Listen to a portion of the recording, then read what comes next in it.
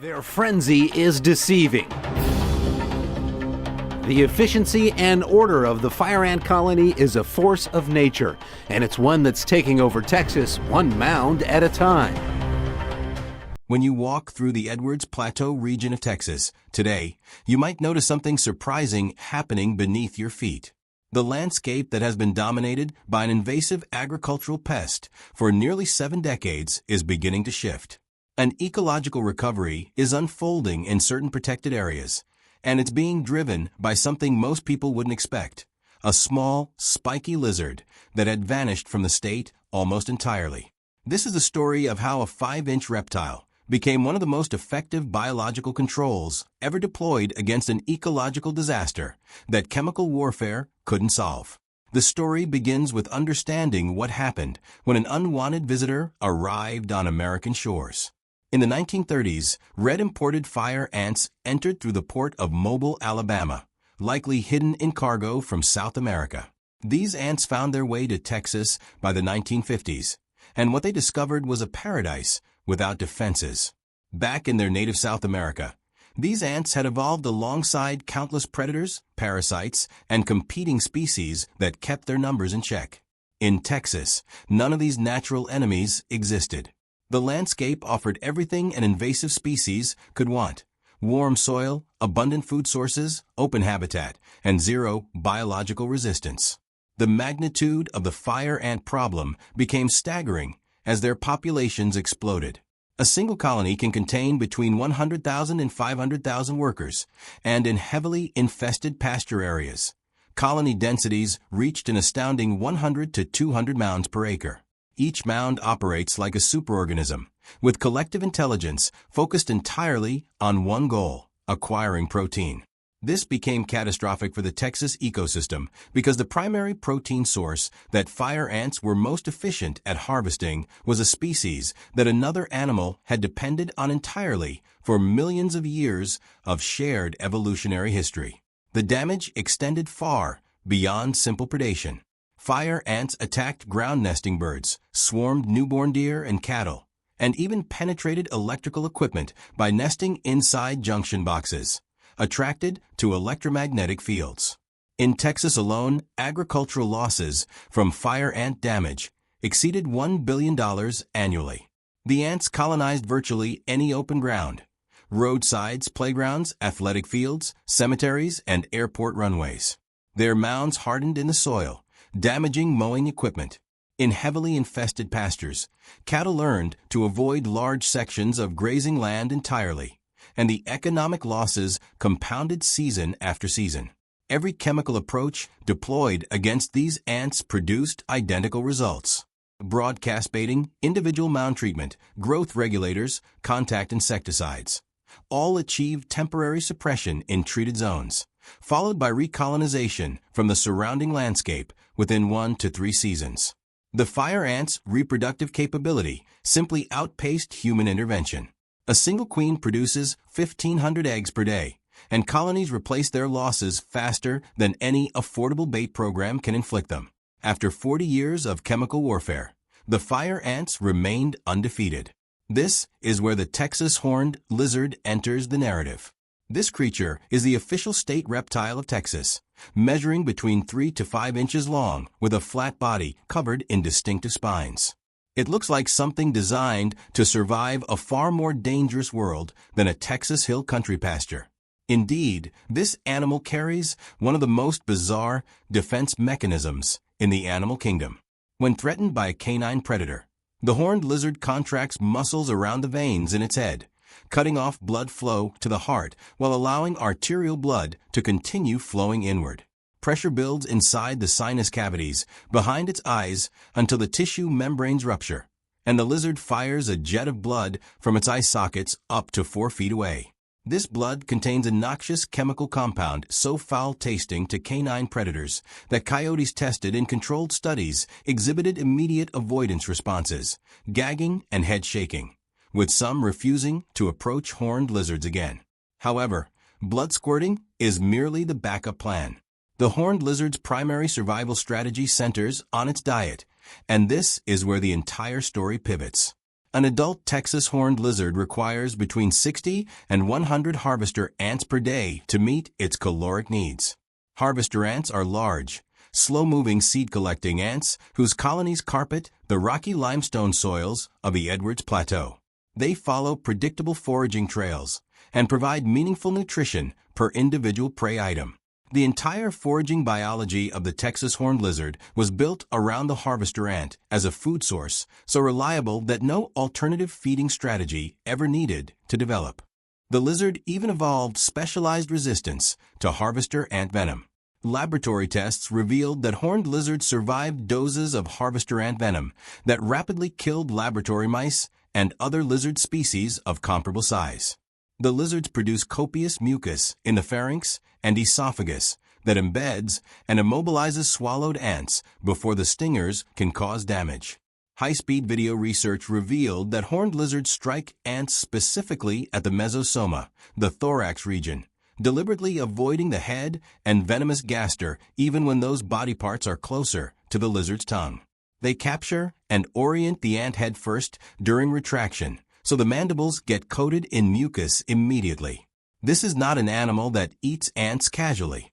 This is a predator so deeply specialized that it evolved venom resistance, mucus production, and strike targeting precision across millions of years to consume a single prey type with maximum efficiency. Then fire ants arrived and dismantled the food supply that entire system was built on. Red imported fire ants do not coexist with harvester ants. They eliminate them. Fire ant workers locate harvester ant colonies, overwhelm them through numerical superiority, kill the queens, and convert the territory to fire ant occupation within a single season. In the decades following fire ant establishment across the Edwards Plateau, harvester ant populations in invaded pasture zones collapsed to unsustainable levels. The horned lizards could not adapt.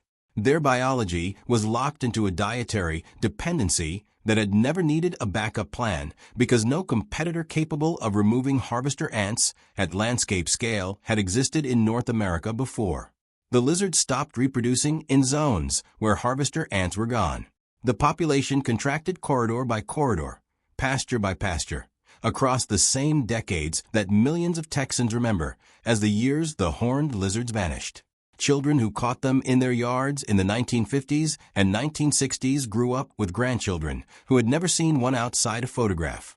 The disappearance happened so gradually that most people didn't notice it occurring until it was already complete. There was no single year when the horned lizards stopped being present. They just became less frequent, then rare, then absent. The state reptile of Texas had become functionally invisible across most of the state that had named it as its icon. The Fort Worth Zoo began a Texas horned lizard conservation program in 2011 in partnership with Texas Parks and Wildlife and Texas Christian University. It was the first zoo to successfully breed the species in captivity. Early reintroduction attempts at Mason Mountain Wildlife Management Area failed because adult lizards dropped into unfamiliar territory were immediately vulnerable to predation. The program pivoted to releasing hatchlings instead, animals small enough to find cover quickly and establish themselves before predators could locate them. By 2021, hatchlings released in 2019 became the first reintroduced horned lizards to breed and reproduce in the wild on their own. By 2024, the zoo set a record by releasing 617 lizards in a single season. By 2025, the Fort Worth Zoo had hatched its 2,000th lizard. The work required more than breeding animals. It required preparing the habitat to receive them. Researchers developed targeted poisoning methods designed specifically to reduce fire ant populations while minimizing damage to native ant species.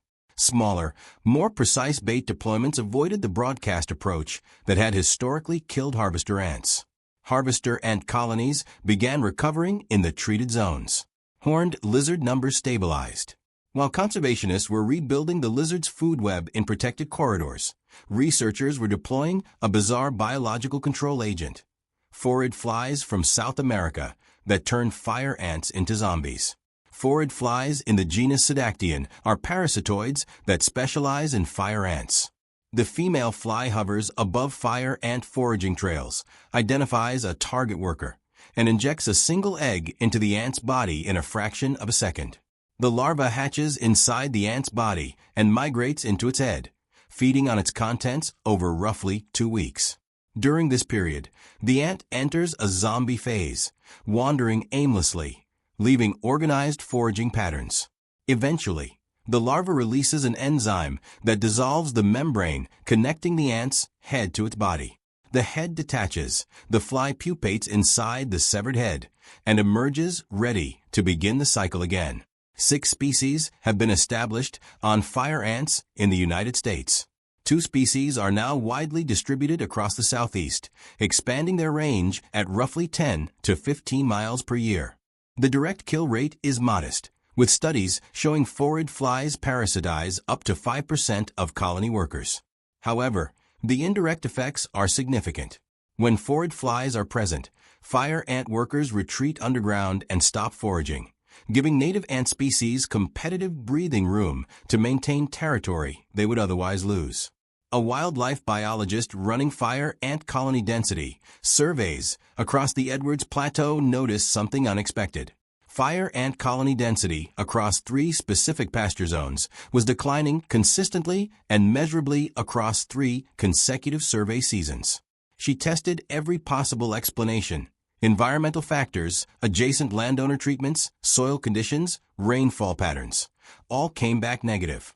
What she had discovered was a resident horned lizard population, established and reproducing, foraging across pasture zones adjacent to a protected limestone outcrop corridor that had been under predator exclusion management for 11 years. When she mapped documented horned lizard activity against fire ant colony density data across the same pasture grid, the correlation was striking. The zones with the highest lizard density occupied the same ground as zones showing the steepest fire ant colony suppression. The mechanism is beautifully elegant and indirect. A horned lizard does not suppress fire ants by eating them directly. Instead, a lizard foraging consistently at harvester ant trail entrances creates territorial stability for the native ant colony by relieving competitive pressure at the perimeter. Harvester ant colonies maintain territories through active defense against encroaching fire ants. A harvester ant colony constantly expends energy defending the edges of its territory against fire ant scouts probing for weaknesses. When a horned lizard systematically harvests from the trail entrance, it reduces the harvester colony's outward expansion. The energy the colony would have spent defending an overextended perimeter is now available for internal colony maintenance, queen nutrition, and brood production. The colony gets smaller but denser, with more workers per unit of territory and greater defensive capacity per mound entrance. A smaller, more concentrated harvester ant territory resists fire ant encroachment more effectively than a larger, thinly defended one. At the pasture scale, across multiple harvester ant colonies maintained by resident horned lizard foraging, the competitive dynamic between native and invasive ant species shifts measurably. The horned lizard was not just eating. It was restructuring the competitive architecture between 2 ant species at the landscape level in real time. 40 years of chemical intervention never touched that architecture. A lizard the size of a human palm was modifying it by showing up to the same trail entrance every morning and eating breakfast. The question now is whether the horned lizard recovery can expand across enough of the Edwards Plateau protected corridor network to apply sustained competitive pressure on fire ant colony density at landscape scale. Outside those corridors, in unprotected pastures and rangelands where fire ants face no biological resistance, harvester ant populations continue declining.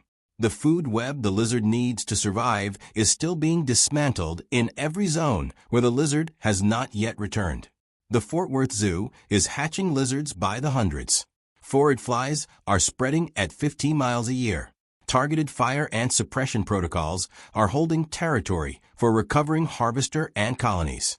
The tools exist and the biology works, but the invaded landscape spans 30 million acres, while protected corridors are measured in hundreds. What the corridor data demonstrates is that biology, left alone long enough in the right conditions, can accomplish things that decades of industrial chemistry could not. Every bait program deployed across Texas over 40 years produced temporary suppression followed by recolonization within 1 to 3 seasons. The horned lizard produces something different: sustained, compounding, directional pressure that does not reset when treatment schedules end, because the treatment never stops. The biology that was disassembled beneath it is being reassembled not by a program or committee, but by an animal the size of a credit card that has been doing this work for millions of years and simply needed the space to come back and do it again. Like, subscribe, and follow for more.